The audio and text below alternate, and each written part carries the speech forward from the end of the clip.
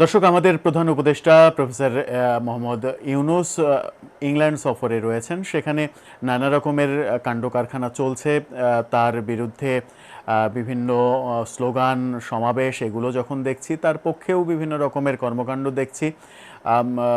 তার যিনি press secretary Shafiqul Alam, তাকেও বিভিন্নভাবে হেনস্থার শিকার হতে আমরা দেখছি। নানা কাণ্ডই সেখানে ঘটছে। আর নানা কাণ্ড যখন ঘটছে তখন একটা প্রশ্ন বাংলাদেশে দেখা দিয়েছে, একটা প্রশ্ন বাংলাদেশে উঠেছে। সেই প্রশ্নটা হচ্ছে, প্রফেসর ইউনূসই কি হতে চলেছেন বাংলাদেশের পরবর্তী রাষ্ট্রপতি, পরবর্তী প্রেসিডেন্ট প্রফেসর ইউনূস হচ্ছেন? এরকম আলোচনা শুরু হওয়ার নেপথ্যের কারণ অনেকগুলো। তিনি ইংল্যান্ডের একটি অনুষ্ঠানের প্রশ্নোত্তর পর্বে এরকম একটি প্রশ্নের উত্তর দিয়েছেন। সেই প্রশ্নটা প্রাসঙ্গিকভাবে এলো কিভাবে এবং সেই প্রশ্নের উত্তর কেন দিলেন সেটা বিশ্লেষণ করলে এক ধরনের টাচ পাওয়া যায় যে এরকম একটা সম্ভাবনা রয়েছে। আবার যখন নির্বাচনের তারিখ ঘোষণা করা হলো এপ্রিলে, এবং মনে হচ্ছে যে সেই তারিখটা আবার এগিয়েও আসতে পারে, সেখানেই এক ধরনের বিএনপির সঙ্গে সমঝোতার প্রসঙ্গ সামনে আসছে। এবং বিএনপির সঙ্গে সমঝোতা যদি হয়েই থাকে, তারেক রহমানের সঙ্গে বৈঠকে তার সর্বশেষ রূপটা আমরা দেখতে পারবো। সেরকমটা যদি হয়েই থাকে, তাহলে একটা কন্ডিশনেও সমঝোতা হতে পারে, সেটা হচ্ছে যে বিএনপি পরবর্তী নির্বাচনে ক্ষমতায় গেলে প্রফেসর ইউনূসকে রাষ্ট্রপতি করবেন। এরকমটা কি হয়েছে বিএনপির সঙ্গে মানে এক ধরনের সমঝোতা? সেই আলোচনাটা করার চেষ্টা করব এই ভিডিওতে। থাকবেন পলিটিক্স টিভির নিয়মিত আয়োজনে।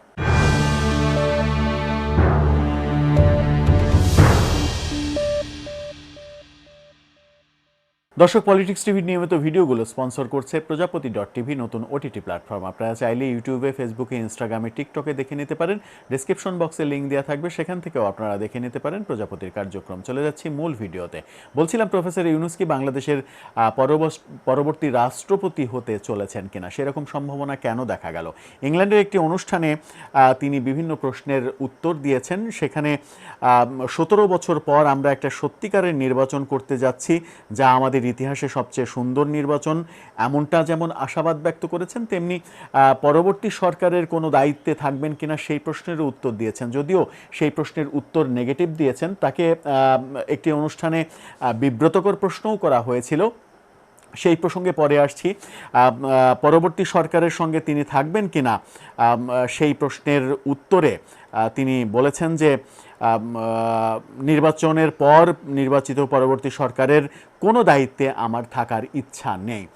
যখন ইংল্যান্ডে তিনি এই কথাটা বললেন যে আমার থাকার ইচ্ছা নেই, তার মানে ধরে নেওয়াই যেতে পারে যে তাকে যদি অফার করা হয় এবং তাকে যদি মানে সম্মানিত করার চেষ্টা করা হয়, সেটা যে কোনো সমঝোতার কারণেই হতে পারে, তাহলে তিনি রাষ্ট্রপতির বড় পদটা না করার মতো কারণ অন্তত দেখা যাচ্ছে না। তাকে নিয়ে নানা রকমের সমালোচনাও রয়েছে। সমালোচনা তো থাকবেই, একটা মানুষকে নিয়ে সমালোচনা থাকবেই। প্রফেসর ইউনূসকে নিয়েও সমালোচনা রয়েছে যে তিনি কোনো দায়িত্ব পেলে সেই দায়িত্ব ছাড়তে চান না।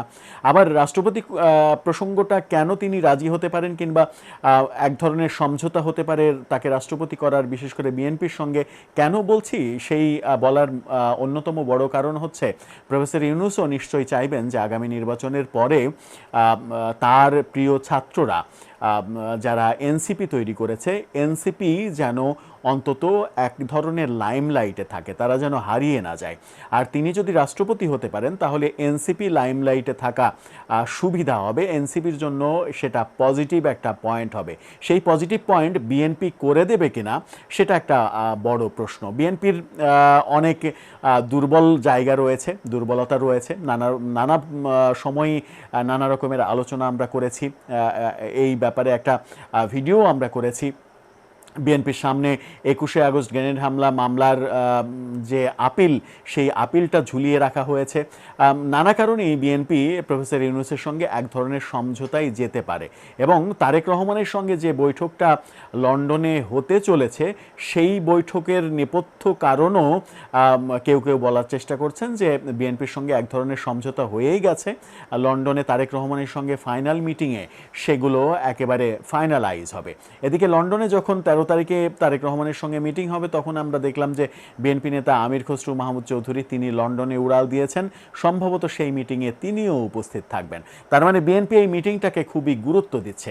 এই মিটিংয়েই কি অনেক কিছু সমঝোতার ব্যাপার সামনে চলে আসবে, এবং এই মিটিংয়েই যদি সিদ্ধান্ত হয় যে বিএনপি পরবর্তীতে রাষ্ট্র ক্ষমতায় যদি যায় আপনি দ্রুত নির্বাচন দেন, রাষ্ট্র ক্ষমতায় যদি বিএনপি যায় তাহলে আপনাকে রাষ্ট্রপতি করা হবে, এরকম সমঝোতায় বিএনপি যেতে পারে। আবার নেগেটিভ দিকও রয়েছে। নেগেটিভ দিক এরকম যে প্রফেসর ইউনূসকে কতটা আস্থার মধ্যে বিএনপি নিতে পারবে, কারণ রাষ্ট্রপতি পদটা খুবই সেন্সিটিভ পদ। রাষ্ট্রপতি ইচ্ছা করলেই যে কোনো সময় সংসদ ভেঙে দিতে পারেন, সরকার ভেঙে দিতে পারেন, এই সর্বোচ্চ ক্ষমতাটা রাষ্ট্রপতির হাতে রয়েছে। এই রকম একটা সেন্সিটিভ পদে শতভাগ আস্থার জায়গা থাকবে না, এরকম কাউকে রাষ্ট্রপতি করা কোনো রাজনৈতিক দলের জন্য রিস্কি। যে রিস্কটা আমরা বিগত 15 বছরে শেখ হাসিনাকে কখনো নিতে দেখিনি। শেখ হাসিনা সবসময় সর্বশেষ রাষ্ট্রপতি নিয়োগ দেওয়া ব্যাপারে যথেষ্ট বিতর্ক হয়েছে। শাহাবুদ্দিন চুপ্পু সাহেবের যোগ্যতা নিয়ে প্রশ্ন উঠেছে, তাকে কেন রাষ্ট্রপতি করা হলো সেই ব্যাপারেও প্রশ্ন উঠেছে। সেই ক্ষেত্রে আবার অনেকে বলেছেন যে তাকে রাষ্ট্রপতি করার অন্যতম বড় কারণ হচ্ছে শেখ হাসিনার তিনি একেবারে 100% আস্থাভাজন। তো এটা কিন্তু একটা বড় আলোচনার জায়গা। সেটা হচ্ছে যে রাষ্ট্রপতি কোনো দল এমন কাউকে করতে চাইবে না যিনি কিনা সেই দলের আস্থাভাজন হতে পারবেন না 100%। সেই ক্ষেত্রে প্রফেসর ইউনূস কি বিএনপির কাছে শতভাগ আস্থাভাজন হবে? বিএনপির মানে ঘরপোড়া গরু, কিন্তু ঘরপোড়া গরু সিঁদুরে মেঘ দেখলেই কিন্তু ভয় পায়। ঘরপোড়া গরু কেন বলছি? যে বিএনপি এর আগে বদরুদ্দোজা চৌধুরী বিএনপির সময়ে রাষ্ট্রপতি ছিলেন, তাকে নিয়ে অনেক কেলেঙ্কারি ঘটনা কিন্তু ঘটেছে। বদরুদ্দোজা চৌধুরীকে অনাস্থায় এনে তাকে রাষ্ট্রপতির পদ থেকে সরিয়েও দিয়েছিল বিএনপি, এরকম ঘটনা কিন্তু ঘটেছে। সুতরাং বিএনপি একবার এই ব্যাপারে যথেষ্ট শিক্ষা হয়েছে, তারা এক ধরনের ছ্যাঁকা খেয়েছে একবার রাষ্ট্রপতি ইস্যুতে। সেই ক্ষেত্রে প্রফেসর ইউনূসকে কতটা আস্থায় তারা আনতে পারবে সেটাও একটা বড় বিষয়। কিন্তু বিএনপি যদি ছাড় দিয়ে সরকারের সঙ্গে সমঝোতায় আসতে চাই, কারণ এই সরকারকে নিয়ে নানা রকমের আলোচনা তো চতুর্দিকে হয়। অনেকে আলোচনা করেন যে সরকার 5 বছর ক্ষমতায় থাকতে চায়, এই আলোচনার দাবিও তোলা হয় বিভিন্ন দিক থেকে যে 5 বছর ক্ষমতায় থাকতে চায়, 10 বছর ক্ষমতায় থাকতে চায়।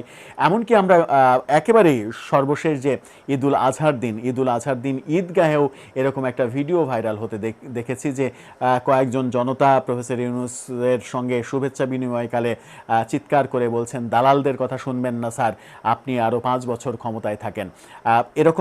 এরকম আওয়াজ, এই আওয়াজটা টেলিভিশন ক্যামেরায় রেকর্ড হয়েছে এবং সেই ভিডিওটা ভাইরাল হয়েছে। পক্ষে বিপক্ষে নানা রকমের আলোচনাও হয়েছে। সো মানে সব মিলিয়ে আলোচনার মাঝখানে এক ধরনের সমঝোতা যদি রাজনৈতিক সমঝোতা যদি বিএনপি করতে চায়, তাহলে রাষ্ট্রপতি ইস্যুটা একটা বড় ইস্যু হতে পারে। সেই কারণেই চতুর্দিকে আমার মনে হয় আলোচনা হয়েছে, এবং প্রফেসর ইউনূসেরও এই অনুষ্ঠানে এই ব্যাপারে উত্তর দেওয়া, এই প্রশ্নটা আসা প্রাসঙ্গিকভাবে, এটার মাঝেও একটা যোগসূত্র থাকতে পারে, এমনটাকে উড়িয়ে দেওয়ার কোনো গত্যন্তর নেই। প্রফেসর ইউনূস অনেক প্রশ্নের সম্মুখীন হয়েছেন, সেখানে গিয়ে এই প্রশ্নের সম্মুখীন হয়েছেন যে আপনি যখন 24-এর 8 আগস্ট দায়িত্ব নিলেন, তখন কিন্তু আপনি ঘোষণা দিয়েছিলেন যে আপনার প্রধান কাজ হবে পুরো জাতিকে ঐক্যবদ্ধ করা, এক সূত্রে গাঁথা। কিন্তু আপনি সেটা কি পেরেছেন? আপনার সিটি কর্পোরেশনের বুলডোজার দিয়ে টানা 6 ঘন্টা 8 ঘন্টা ব্যাপী বঙ্গবন্ধুর বাড়ি যখন গুড়িয়ে দেওয়া হয়েছে, তখন সরকার এবং প্রশাসন সবাই নিশ্চুপ থেকেছে। এই ব্যাপারে আপনার ভাষ্য কি? এরকম বিব্রতকর প্রশ্নেরও তিনি সম্মুখীন হয়েছেন। সেই প্রশ্নের উত্তর দিয়েছেন যে পুলিশ বাহিনী সেইভাবে আসলে আস্থার মধ্যে ছিল না, তারা পেরে ওঠেনি, তারা করে ওঠেনি, আস্তে আস্তে তাদেরকে আস্থায় আনা হচ্ছে, এবং যে পরিবেশ, ঘোলাটে পরিবেশ ছিল, সেই পরিবেশ থেকে দেশকে সঠিক পরিবেশে, সুস্থ পরিবেশে আনার চেষ্টা করে যাচ্ছেন তিনি। এটা একদিনের কাজ নয়, এটা আস্তে আস্তে হচ্ছে, এমন উত্তর দেওয়ার চেষ্টা করেছেন। সব মিলিয়ে এক ধরনের বিতর্কের জন্ম দেওয়া ইংল্যান্ড সফরের মাঝে আশা নিরাশার অনেক কথাই আসলে আলোচনা হচ্ছে। এর মাঝে রাষ্ট্রপতি ইস্যুটা আমার মনে হয় যে কোনো একটা সুড়ঙ্গের ফাঁক দিয়ে আলোচনার কেন্দ্রবিন্দুতে চলে আসছে এবং 13 তারিখে তারেক রহমানের সঙ্গে বৈঠকে এই ব্যাপারে যে আলোচনা হবে না সেই গ্যারেন্টি বা দেয়া যায় কোত্থেকে? দর্শক, আপনার কি মনে হয় শেষ পর্যন্ত কি প্রফেসর ইউনূস পরবর্তী সরকারের রাষ্ট্রপতি হিসেবে তাকে আমরা দেখতে চলেছি?